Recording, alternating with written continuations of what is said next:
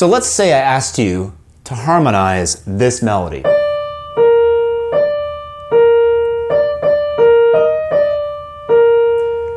Chances are you wouldn't probably pick this chord to do it with.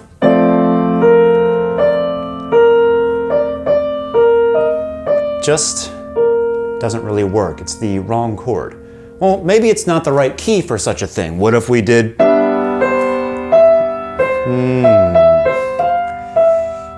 No? Well, maybe this. None of this works. And yet, it does in the context of Olivia Rodrigo's driver's license. Why? So the other day I was listening to some of the new pop music, and I came across this song by Olivia Rodrigo. I found myself really liking this song. Like, what was it that was drawing me into it? Was it the changes? Was it her voice? Was it the writing? And it got me to thinking. We started analyzing the song, and we realized that what makes a good song are a lot of the same common musical theory threads. And whether it's Beethoven or Bill Evans or a modern day pop song by Olivia Rodrigo, what all great songs seem to do, whether intentionally or subconsciously, is implement these really fundamentally awesome harmonic devices in an attempt to balance ideas like tension and release or variation and repetition to make a good song. So let's not only answer our opening question as to why this wrong chord works, but also take a deeper dive into other harmonic elements that are present. One of the first elements that we should probably discuss as it relates to pop music are, what are the harmonic options? Like, what chords are we likely to see in the context of a pop song? And these are, more often than not, somewhat limited. In other words, if we're in a certain key, we tend to stay within that key and we tend to stick to certain chords. For example, you're going to see the 1, you're going to see the 4, you're probably going to see the 5 also. All right? You're also likely to see the 6 chord. So there's 4 chords right there. You might see the 3 chord of the key show up, maybe. So what we're really talking about here are 5 chords to basically pick and choose from and create your song from. So what we'll do is we'll dive into each section, lay out the harmonic function of that section, and then dive into other elements that are present within that section. In this song, there are 3 sections, A, B, and C. Here are the chords for the A section. The 1, the 6, the 4, and then back to the 1. Got my driver's license last week, just like we always. So our melody for the A section is primarily composed of a superset of the pentatonic scale. So a superset is basically when you add notes to an already existing scale. So our already existing scale in this case is B flat major pentatonic, with the occasional E flat thrown in there from time to time, and later on you'll also see the A show up. And not only the E flat and the A from the B flat diatonic scale, but also other notes like the blue note. D flat you're going to see, and the G flat is going to show up from time to time also. So why the pentatonic scale? Well, that's mostly because of its user-friendly nature. That is, the pentatonic scale sort of automatically omits notes that might clash with some diatonic chords. It's sort of a set it and forget it sort of hack as it relates to creating melodies or even solos in music. What do I mean? So if I play the B flat chord, sounds good. Let's go to the 6th chord of our section. Yeah, nothing wrong there. All those notes fit really nicely. And then even on the 4 chord, our E flat.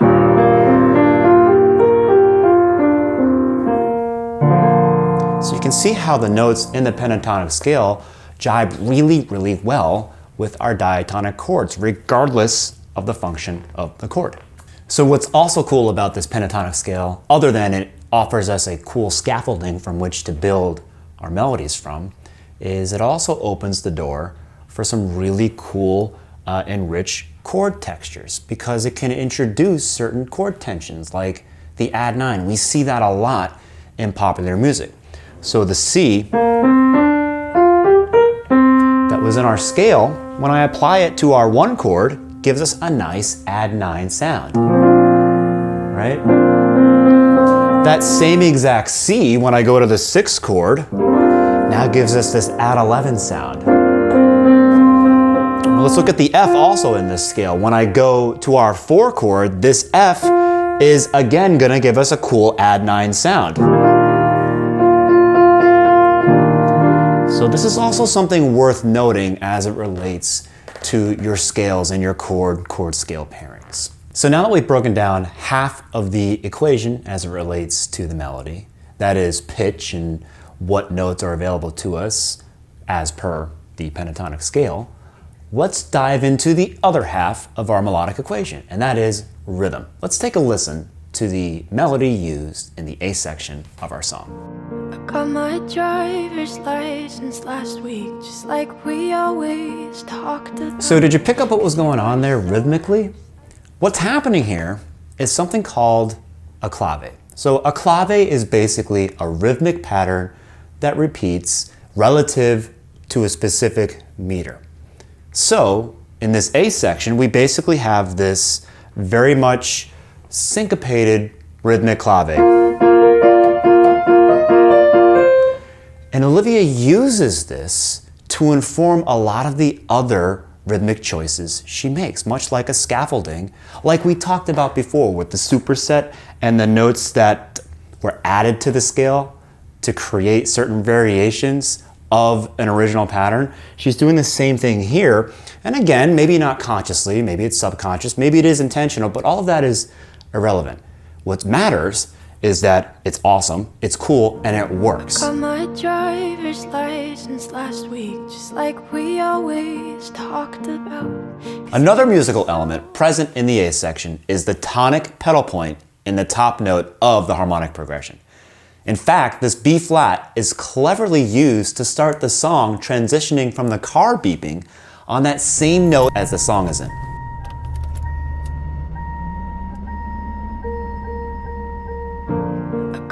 The B section has the most variety as it relates to the chords being used, but they're all still exclusively diatonic. Most of the section is based on 4-to-1 movement with 2 really cool harmonic ideas at the end.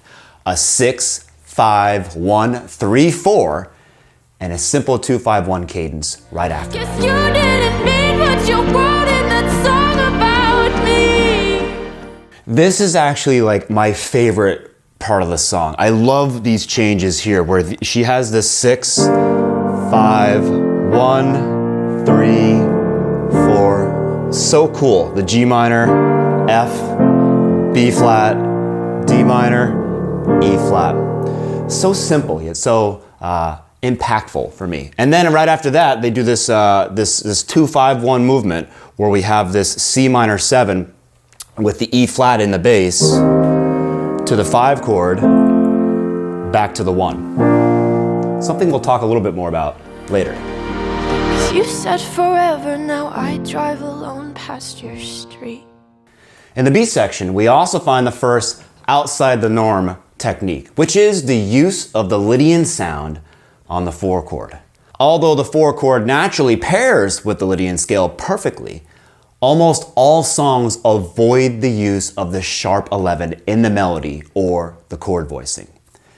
In our key of B flat, the 4 chord is E flat, and the sharp 11 is an A.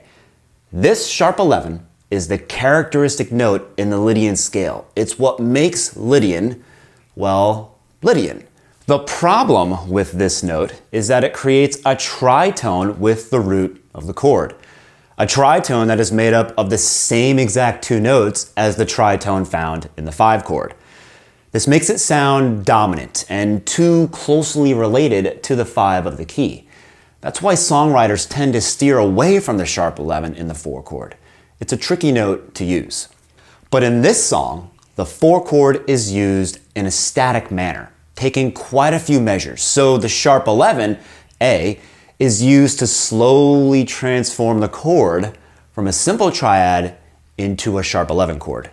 This is a very nice use of the Lydian color in the 4 chord. And in my opinion, it's what sets this song apart. And I know we weren't perfect, but I've never felt this way for no one.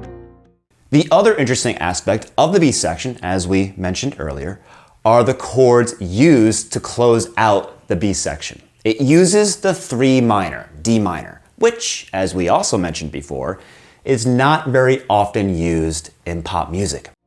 Guess you didn't mean what you wrote in that song about me. This D minor is used to target the 4 chord, E flat. Even more interesting is the use of the 2 minor 7 in first inversion to create a 2-5-1 cadence at the end of the section. You said forever, now I drive alone past your street.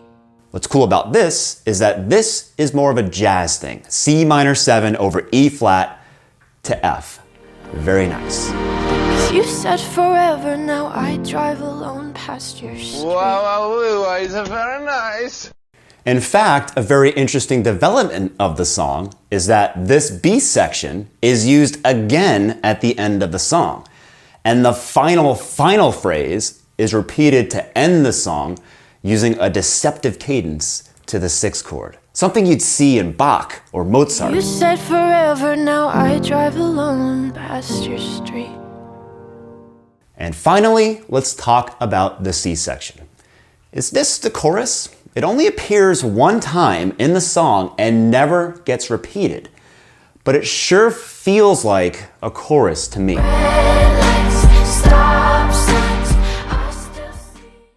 This is where we find that wrong chord for the melody, in this bar, where the notes B flat and D are harmonized using an F major triad.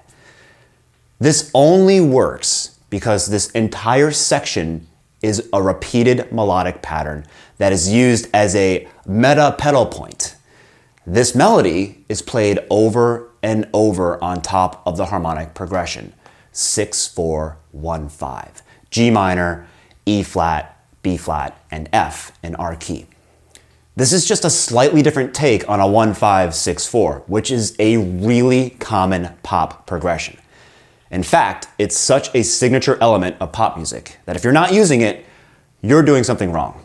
Anyways, by the time we get to the F chord, the melody has been repeated so many times that it starts to be perceived as an independent layer on top of the harmony, exactly like a pedal point.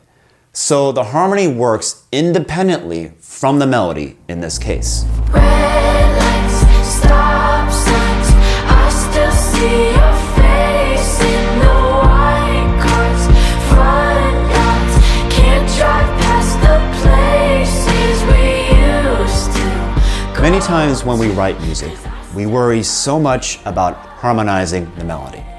But as I just showed you, there are many more aspects to consider. A pedal point or a pattern can take on a life of its own, freeing it from the shackles of harmonic consonants.